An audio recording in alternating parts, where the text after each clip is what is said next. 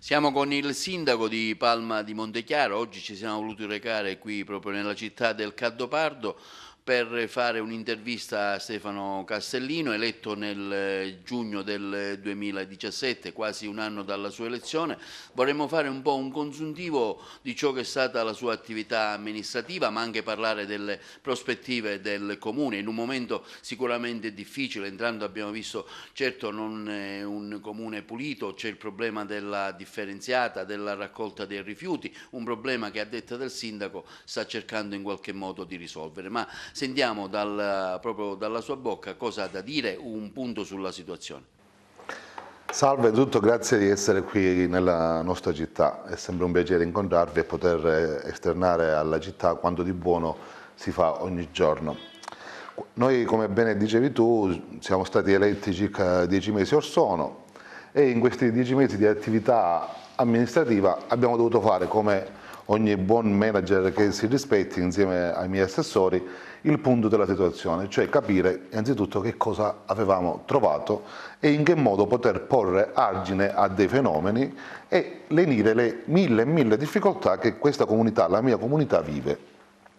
È chiaro che abbiamo trovato una situazione di bilancio sicuramente non florida, ma questo ormai credo che accomuni molte amministrazioni locali, non solo in Sicilia ma in tutta la nazione. Ed è chiaro che spesso i governi centrali, quali il governo nazionale e il governo regionale, al di là dei colori politici, hanno scaricato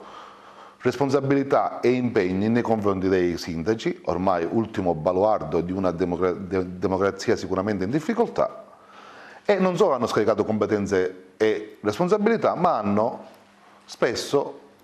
decurtato i finanziamenti in modo tale da scaricare sui comuni quella che poi era il pareggio di bilancio inserito in Costituzione, ma senza volerci dilungare su tecnicismi.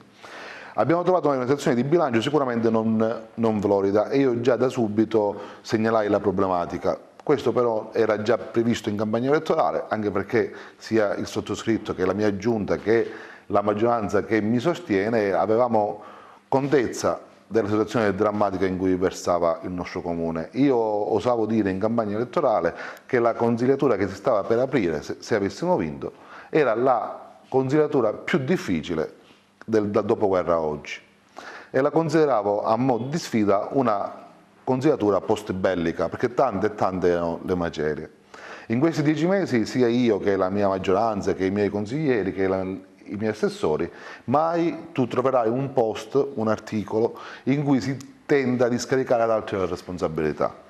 Siamo qui, abbiamo avuto l'onore e l'onore di amministrare la città e la dobbiamo amministrare noi. Lo sapevamo prima qual era la situazione e siamo qui per lottare.